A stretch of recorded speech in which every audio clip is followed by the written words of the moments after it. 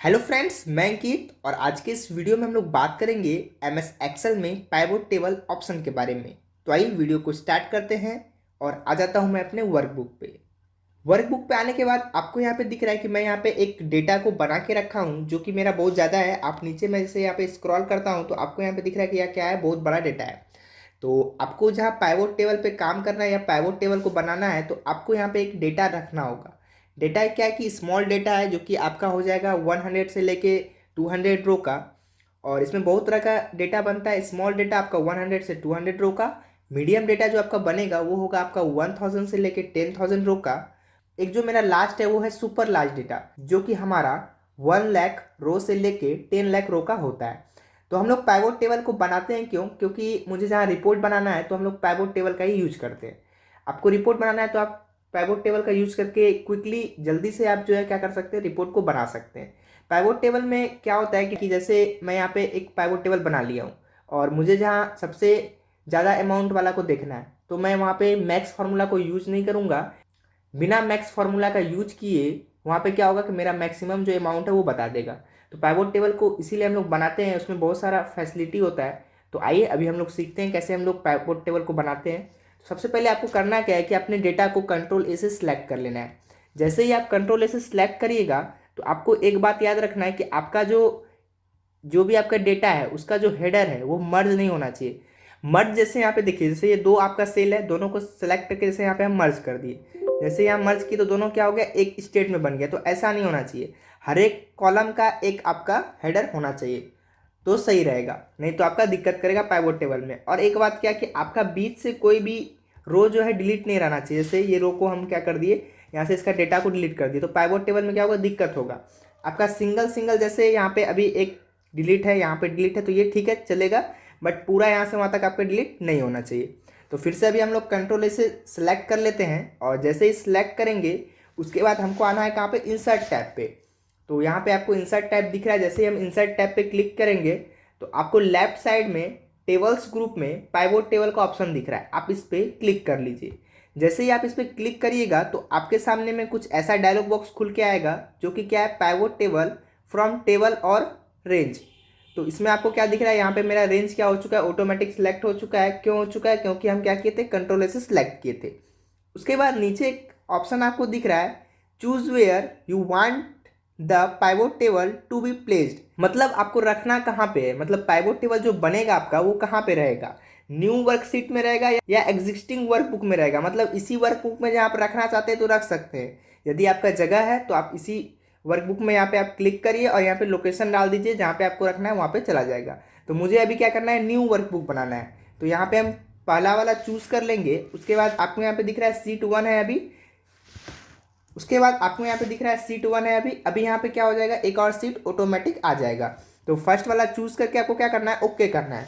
तो जैसे ही आप ओके करिएगा तो आपको यहाँ पे दिख रहा है मेरा क्या हो चुका है, पाइवोट टेबल बन चुका है। यहाँ पे आपको दिख रहा है क्या लिखा है, पाइवोट टेबल 2। आपका 1 भी लिखा सकता है और उसके नीचे लिखा है टू बिल्ड ए रिपोर्ट। यहाँ पे क्या होगा कि रिपोर्ट मेरा क्या होगा, बिल्ड होगा। उसके बाद आपको राइट साइड में दिख रहा है कि पाइवोट टेबल फील्ड लिखा हुआ है।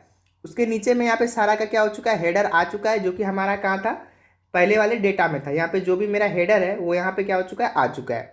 उसके बाद आपको नीचे क्या लिखा हुआ दिख रहा है, ड्रैग फील्ड बिटवीन एरिया। मतलब जो भी फील्ड आपको चाहिए इस एरिया में आप क्या करिए, ड्रैग करिए। जैसे अभी मेरा बॉस आया और बोला कि यहाँ पे जितना भी ब्रांड है मुझे बताइए कि आपके डेटा में कौन कौन सा ब्रांड है।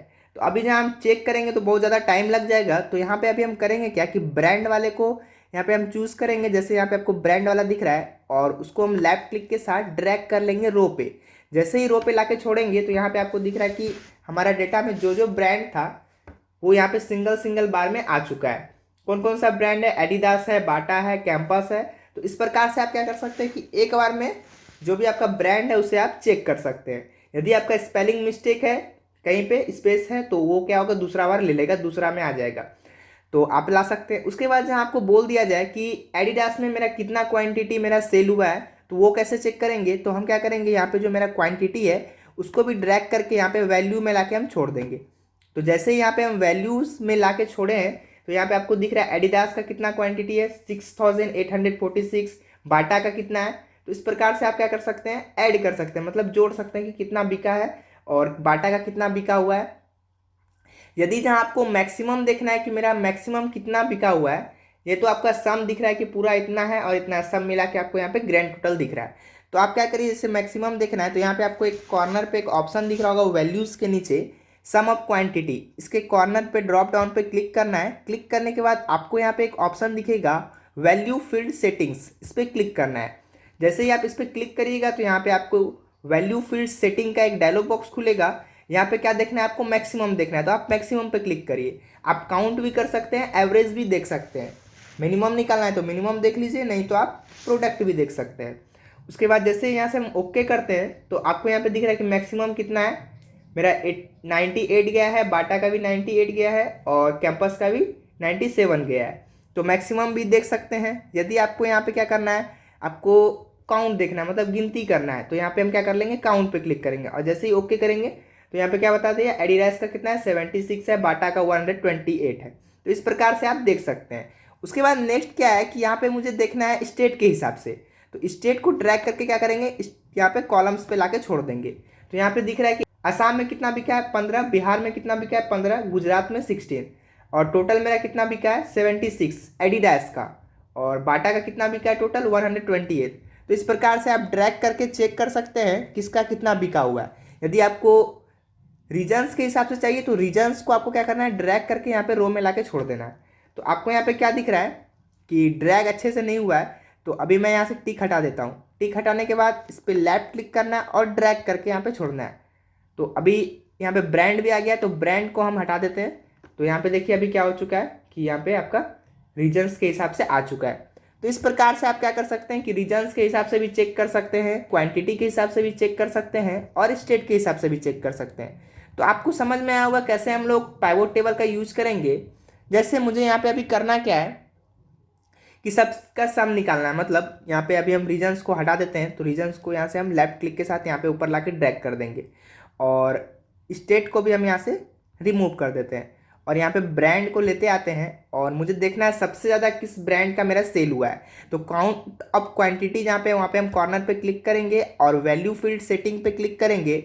क्लिक करने के बाद आपको यहाँ पे सम पे क्लिक करना है और सम को सिलेक्ट करने के बाद जैसे ही आप ओके करिएगा तो आपको यहाँ पे दिख रहा है ज़्यादा किसका बिका है, बाटा का। तो इस प्रकार से आप चेक कर सकते हैं और जहाँ पूछ लिया जाएगा कि आपका पूरा मिला के कितना आपका बिका है, तो यहाँ पे आपको दिख रहा है 44,626। तो इस प्रकार से आप चेक कर सकते हैं। तो आप लोगों ने इस वीडियो में सीखा कैसे हम लोग पाइवोट टेबल को बनाएंगे और क्या इसका यूज होता है। तो यह वीडियो आपको पसंद आया होगा, तो थैंक यू।